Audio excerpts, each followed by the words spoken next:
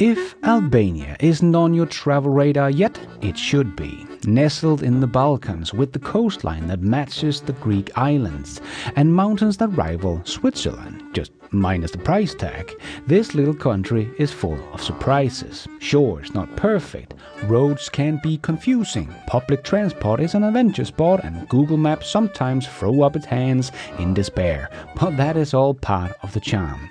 And don't let anyone tell you it's the Maldives of Europe, since that would be overselling it. Albania is raw, authentic, and still blissfully undiscovered by the hordes of Instagram influencers. Summer is the perfect time to explore. The sun is shining, beaches are inviting, and the locals are ready to welcome visitors with a warm smile.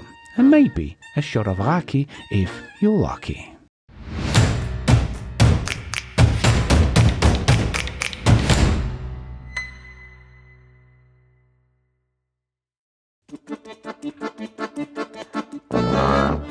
Tirana, the capital of Albania, is a city that is a mix of many things. Walk down the streets and you will find yourself passing Ottoman-era mosque, communist-era apartment blocks, and modernist building all within minutes of each other. The city has a surprising energy and is contagious.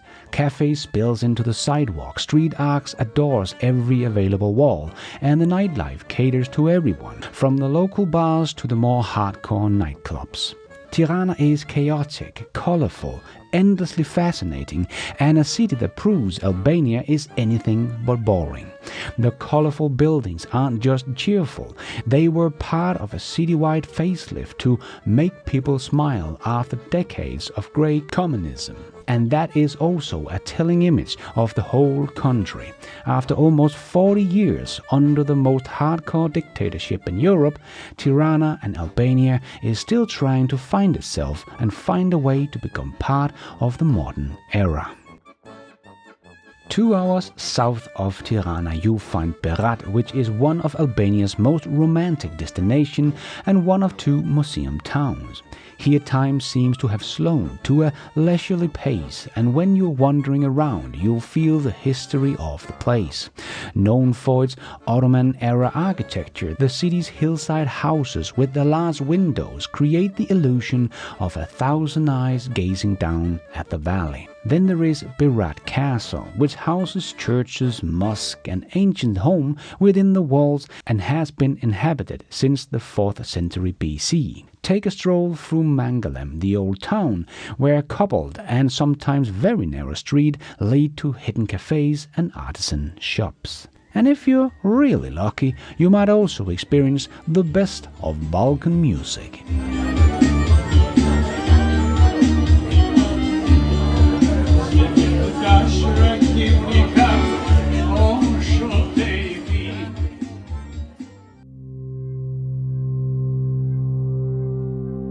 For adrenaline junkies and nature's lovers alike, Osumi Canyon is nothing short of spectacular. Stretching over 26 kilometers, the canyon features towering cliff, winding rivers, and emerald pools that invite for a swim. The landscape feels untouched, making it a paradise for hikers, kayakers, and photographers.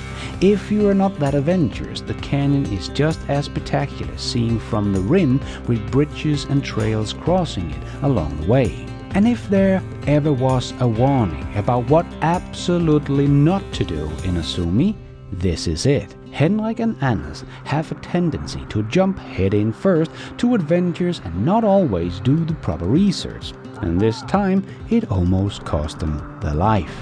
Having conquered a few rivers in Bosnia on inflatable paddleboards, they tried to do the same with Osumi Canyon, but here it had rained for 2 weeks and the river was a death trap. The strong current and the muddy waters should have been a hint, but with the typical gung-ho attitude, they jumped straight into it. And then, when they entered the canyon, this is where things escalated. Okay. Good for the phone now.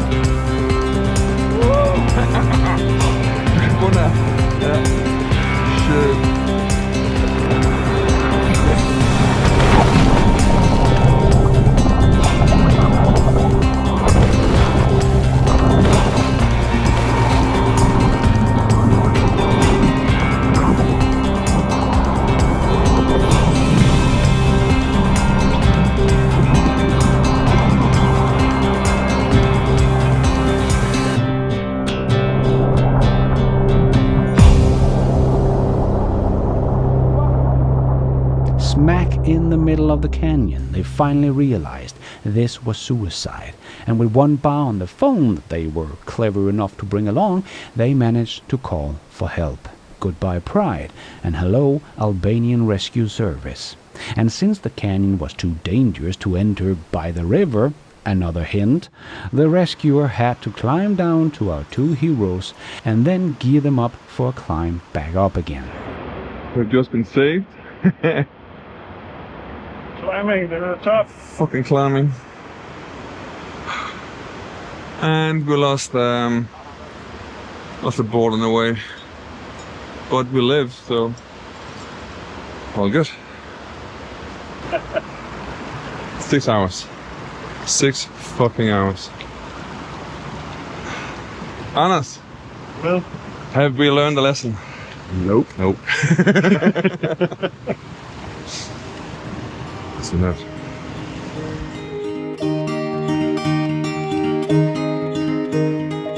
On the way south toward the Albanian Riviera, you pass Gjirokaster, which is Albania's second museum town beside Berat. Its stone houses with sloping roof cling to the hillside like ancient sentinels, creating a cityscape that feels like it hasn't changed in centuries. It feels bigger and more condensed than Berat, and even though much of the center is beautiful restored, the back alleys have century-old buildings in need of attention, which just add to the unique charm and character of the town. Add a bazaar and an impressive castle, and you have a town filled with history and adventure. Then it is time for Albania's biggest selling argument, the Riviera. Here Sarande is often called the crown jewel, since it's from here most of the day tours depart from and most of the nightlife and accommodation is to be found. Sarande is also prettier than most Albanian cities, and even though the beach is not the most beautiful in the area, it is still long and pretty, with the same clear water as everywhere else along the coastline. And unlike Ksamil, the most famous beach town, you can still spend time at the beachfront without being blown away with loud Balkan music. Don't expect a polished seaside town as you find in Croatia or Greece, but expect a lively place done the Albanian way. A bit raw on the edges, but full of charm. Ksamil, probably the most famous seaside town in Albania, and it has a stunning location. It is actually just a small village overlooking the Greek island of Corfu, but the beaches are beautiful with amazing clear water, soft white sand, and with small islands all around in short distance.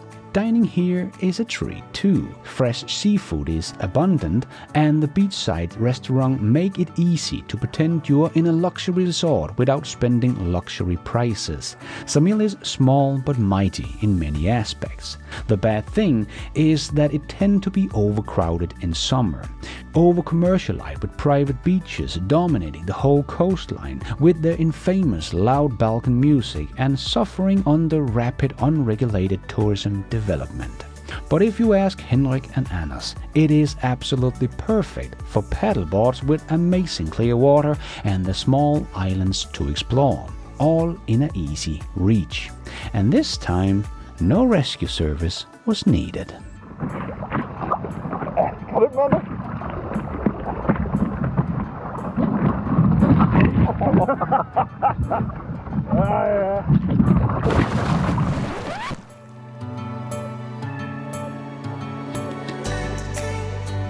Kroreza is a lesser-known destination, which means fewer tourists and more authentic Albanian charm. The village itself is quaint, with stone houses and narrow lanes, but it is the beaches that is the big draw. Much more quiet than Ksamil, and because it can only be reached by boat or a small hike, it is more pristine than the nearby beaches, but better to see it while you can, for this is Albania and things go fast here, and not always in a good way. Valbona Valley is for many the highlight of the Albanian Alps. Towering peaks, crystal clear rivers and lush meadows make this one of the most spectacular places in the country. If you are a hiker, you will love it, with trails of various difficulties waving through the valley, offering breathtaking vistas at every turn.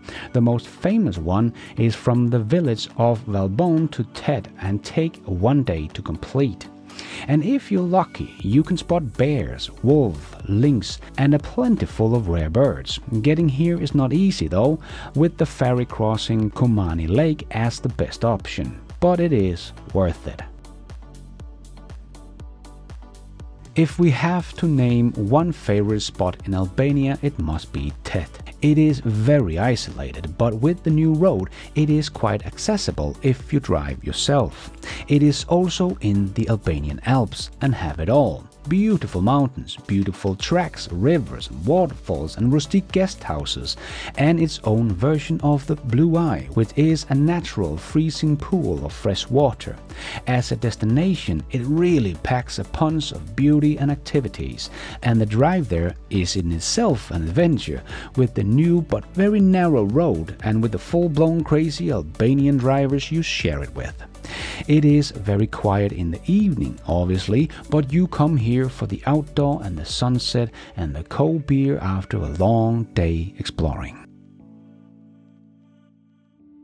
That said, we are in Albania, so the infrastructure is not always up to code. But again, adventure. And you guessed it right, the two idiots were actually discussing if this was doable on paddleboards.